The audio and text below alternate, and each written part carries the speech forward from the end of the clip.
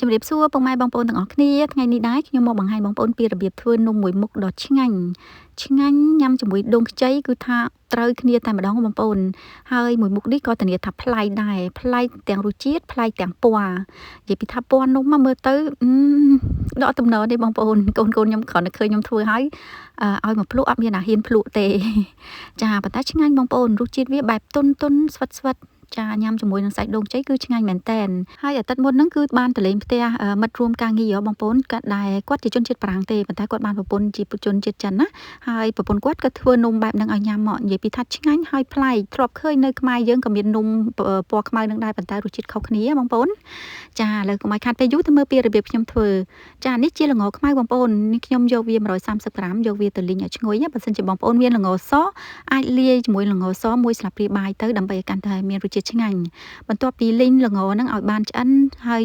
ឈ្ងុយហើយគឺខ្ញុំយកវាទៅកិនសម្រាប់ការកិនគឺខ្ញុំប្រើជាមួយនឹងម៉ាស៊ីន1000វ៉ាត់បងប្អូនចាពីព្រោះដោយបងប្អូនដឹងស្រាប់ហើយសម្រាប់កិនឲ្យម៉ត់ណាគឺយើងត្រូវការម៉ាស៊ីនដែលខ្លាំងហើយល្អម៉ាស៊ីនហ្នឹងគឺថាល្អមែនទែនបងប្អូនកិនពីល្ងខ្មៅរហូតដល់คล้ายជាម្សៅល្ងចាម្សៅល្ងហើយស្អិតទៀតបងប្អូនចាំមើលចានិយាយទៅម៉ាស៊ីនហ្នឹងគឺថាខ្លាំងហើយល្អមែនតើហើយបងប្អូនខ្លះគាត់ថាបងខ្ញុំទិញម៉ាស៊ីននៅខ្មែរ1000វ៉ាត់ដែរប្រើបានតែម្ដងពីរដងខូចឬក៏កិនអត់បានម៉ត់អីចាចង់ជម្រាបបងប្អូនថាម៉ាស៊ីន1000វ៉ាត់ទិញនៅខ្មែរខុសពីម៉ាស៊ីន1000វ៉ាត់ទិញនៅប្រទេសបារាំងនេះបងប្អូនចាអញ្ចឹងហ្នឹងហើយបងប្អូនឥឡូវនេះមកមើលពីល្ងខ្ញុំវិញណាបងប្អូនឃើញខ្ញុំកិនរហូតពីល្ងរហូតដល់คล้ายជាបែបហ្នឹងហើយអត់មានលាយទឹកទេណាបងប្អូនឃើញវាប៉ែអញ្ចឹងតិចថាច្រឡំថាខ្ញុំលាយទឹកអត់មានលាយទឹកទេបងប្អូនគឺយើងកិនយូរទៅល្ងវាคล้ายជាបែបហ្នឹងតែម្ដងចាម៉ាស៊ីនហ្នឹងគឺ1000វ៉ាត់បងប្អូននេះខ្ញុំមានលក់បើសិនជាបងប្អូនត្រូវការអាចឆាតចូល page ណាបងប្អូននេះខ្ញុំមាន3ប្រភេទឥឡូវបន្ទាប់ពីកិនល្ងនឹងមកហើយខ្ញុំយកម្សៅនេះឈ្មោះវាម្សៅ wheat starch បងប្អូនចាហើយបន្ទាប់មកខ្ញុំមានម្សៅមើមថ្លុងខ្ញុំដាក់វា90ក្រាមចាកញ្ចប់វាបែបហ្នឹងបងប្អូនអាចមើលក្នុងកញ្ចប់ហ្នឹងបានណាហើយបន្តមកទៀតហ្នឹងគឺខ្ញុំមានម្សៅខ្សាយហើយនឹងស្ករសហើយនេះជាប្រេងល្ងបន្ទាប់មកខ្ញុំដាក់ទឹកចាដាក់ទឹកវា700 ml ណាបងប្អូនកូរវាឲ្យសព្វហើយបន្ទាប់មកខ្ញុំត្រង់នឹងម្សៅនឹងចេញដើម្បីឲ្យសាច់នំយើងវាបានម៉ត់ល្អបងប្អូនហើយខ្ញុំទុកម្សៅនឹងមួយឡែកសិនហើយចំណែកល្ងខ្ញុំយកវាទៅលាយជាមួយនឹងទឹកនឹង300 ml ដើម្បីឲ្យវារលាយជាមួយនឹងទឹកបងប្អូនហើយខ្ញុំកិនបន្ថែមទៀតដើម្បីឲ្យវាម៉ត់កាន់តែចាបានម៉ត់ល្អកិនរួចហើយគឺខ្ញុំយកវាទៅចាក់ចូលទៅក្នុងចានម្សៅហ្នឹងហើយយកវាទៅកូរលើភ្លើងចាធ្វើបែបហ្នឹងគឺធ្វើឲ្យសាច់នំយើងល្មួតបងប្អូនបើសិនជាយើងអត់កូរលើភ្លើងទេគឺសាច់នំវាចំហុយទៅគឺវាអត់ល្មួតទេវាអាចញ៉ាំបានតែអត់ឆ្ងាញ់ហើយកូរហ្នឹងគឺអត់យូរទេបងប្អូនកូរឲ្យតែម្សៅហ្នឹងឆ្អិនប្រហែលជា10ទៅ20%ហើយបន្ទាប់ពីម្សៅឆ្អិនប្រហែលជា10-20%ហ្នឹងហើយគឺខ្ញុំយកចាម៉ាស៊ីនហ្នឹងមកកិនម្ដងទៀតចាមកកិនម្សៅហ្នឹងម្ដងទៀតដើម្បីឲ្យបានសាច់ម្សៅរៀងខាប់ចាបងប្អូនចាំមើលខុសគ្នាពេលដែលយើងអត់ទាន់កូរហើយនឹងកូរហើយចាម្សៅនៅពេលដែលយើងកិនទៅវាបាយពពុះអញ្ចឹងប៉ុន្តែអត់អីទេបងប្អូនបន្តិចហ្នឹងវាចាធម្មតាវិញហើយសាច់ម្សៅយើងគឺត្រូវតែរៀងខាប់ប៉ែអញ្ចឹងណាបងប្អូនទើបសាច់នំរបស់យើងវាបានល្មួតបើសិនជាយើងអត់កូរហើយអត់កិនវាឲ្យបានសាច់ម្សៅបែបហ្នឹងទេគឺសាច់នំចាចេញមកគឺអត់ឆ្ងាញ់ទេបងប្អូនខុសគ្នាតែម្ដងណាចា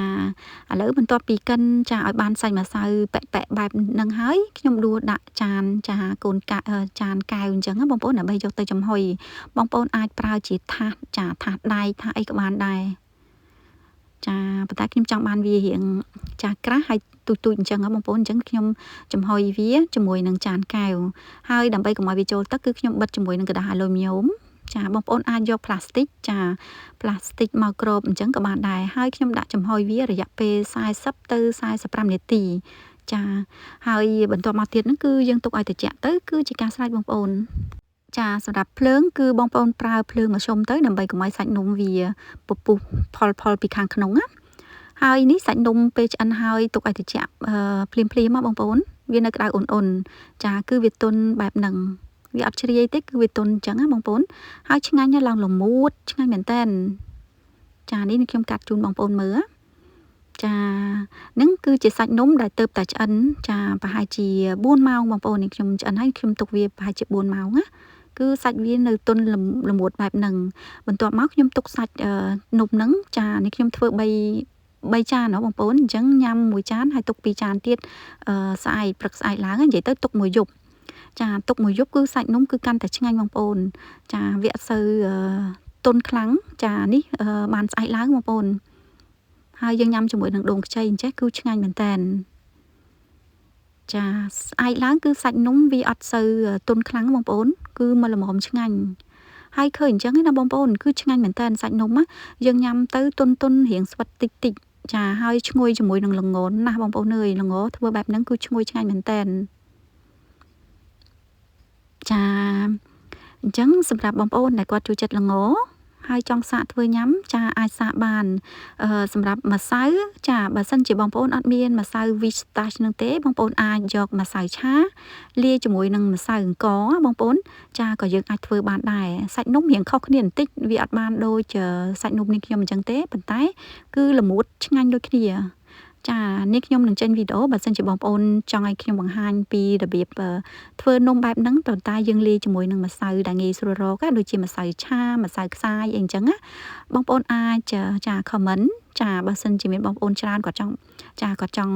បានក្បួនបែបងាយគឺនេះខ្ញុំនឹងចេញវីដេអូម្ដងទៀតពីរបៀបលាយម្សៅ